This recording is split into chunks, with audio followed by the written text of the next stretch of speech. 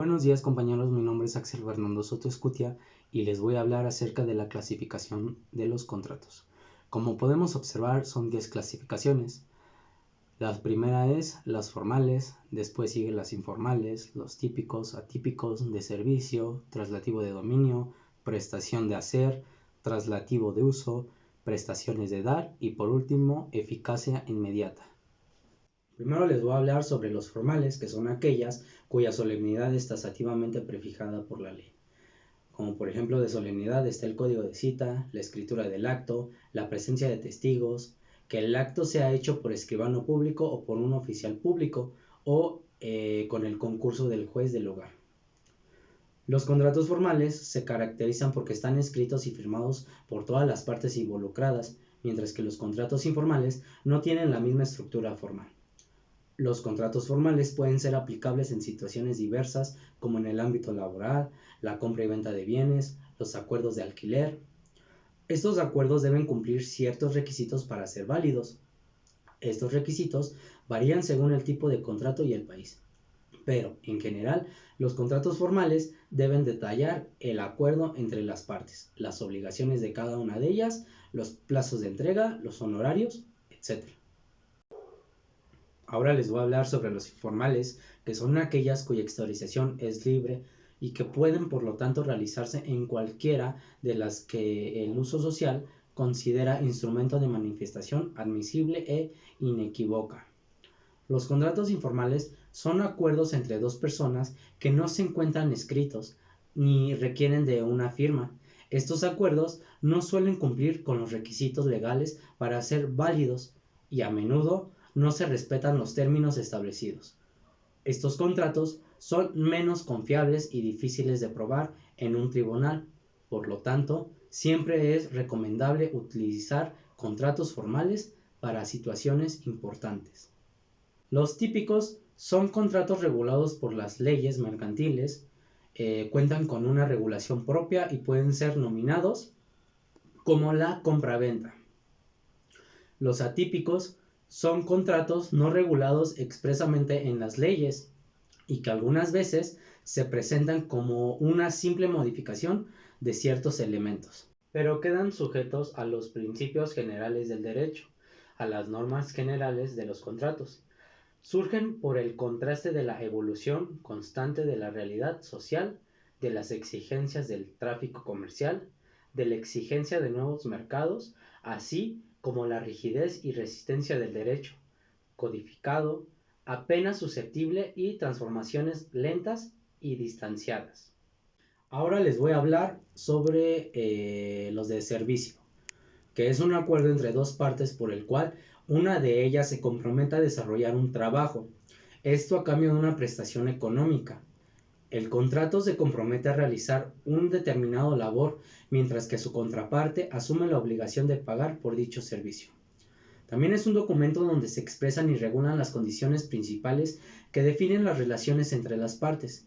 Se considera uno de los tipos de contratos más comunes, de mayor relevancia al momento de desempeñar las actividades de un negocio y también a la hora de regular con precisión cuáles serán las principales condiciones que regirán los intercambios entre las partes. Las relaciones que se establecen dentro del contrato de prestación de servicios profesionales involucran al prestador o a quien presta el servicio y al cliente, aquel que lo recibe. El prestador puede ser tanto una empresa como un profesional autónomo e independiente. Ahora les voy a hablar sobre el traslativo de dominio. Los contratos de traslativo de dominio son acuerdos escritos generados entre dos partes, cuyo objetivo es la transferencia de los derechos reales de un bien, su uso, goce y disfrute. En otras palabras, estos acuerdos buscan transferir a otro individuo la propiedad de un bien junto con los derechos y obligaciones inherentes a este. En esta clase de acuerdos se encuentra la compraventa, mutuo, la permuta y donación. Todos tienen diferentes requisitos legales que deben cumplirse, como el consentimiento expreso de las personas, la voluntad de género. En este caso no debe haber coacción de ningún tipo. El objeto y tipificar la concesión del bien o el derecho a quien lo recibe. Al recabar estos requisitos legales, ya es posible que las personas puedan llevar a cabo este instrumento jurídico para satisfacer sus necesidades. En definitiva, los contratos traslativos de dominio tienen en común la transferencia de propiedad, pero también comparten tres características que los distinguen. La primera son contratos principales. Esto significa que no dependen de otro para mantenerse en el tiempo ni llevarse a cabo. En otras palabras, subsisten por sí mismos sin requerir otra convención. Así, tienen una vida propia e independiente, garantizado el cumplimiento de una obligación principal. Son las cuantías que deben de estar determinadas desde un principio. La cuantía de los contratos relativos de dominio debe ser pactada de manera escrita e inequívoca en el documento que va a ser firmado por todas las partes interesadas. Este aspecto debe determinar el valor total del contrato, asegurando que todos los involucrados estén conscientes de lo que está firmando. En el caso de que las cuantías no estén determinadas desde un principio, se presume que es nulo, de nulidad absoluta, por lo que cualquiera de los individuos puede pedir su rescisión. Por último, los contratos bilaterales. Que sean bilaterales quiere decir que crean deberes recíprocos. Por ejemplo, los contratos de compraventa. El comprador está obligado a pagar una suma de dinero impuesta acordada con el vendedor y a su vez, este último tiene el deber de entregar las cosas en cuestión tal y como está pactado. Ahora, ¿cuántos tipos de contratos relativos de dominio existen? Son 4. La compraventa, la permuta, la donación y mutuo. Pero comenzaremos primero con la compraventa.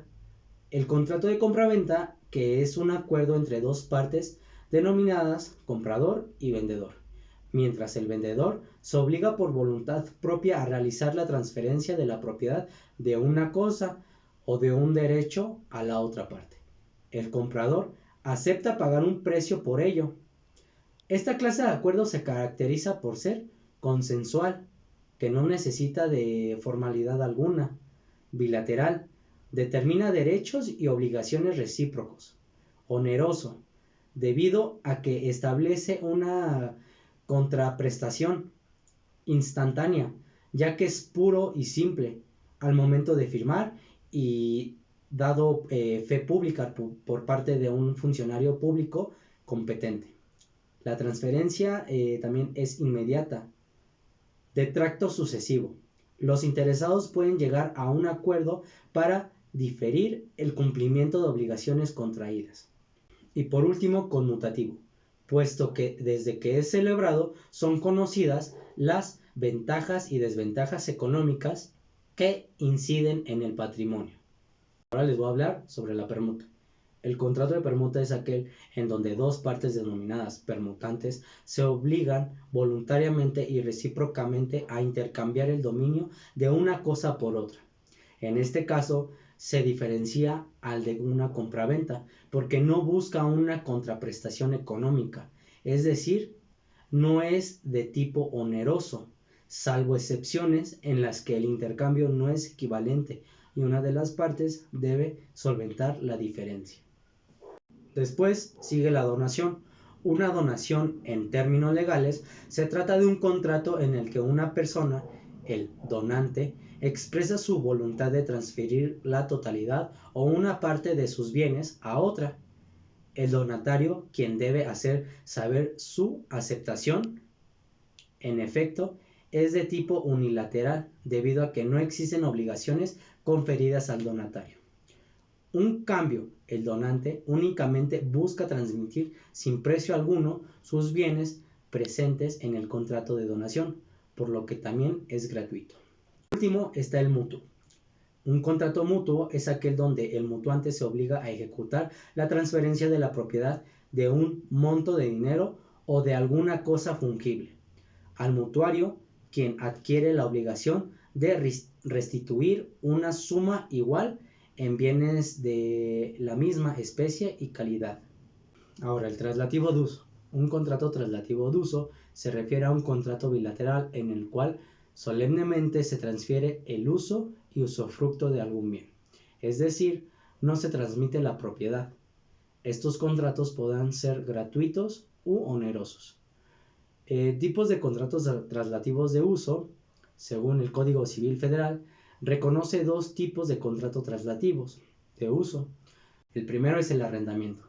Hay arrendamiento cuando las dos partes contratantes se obligan recíprocamente una a conceder el uso o goce temporal de cada una cosa y la otra a pagar por ese uso o goce de un precio cierto.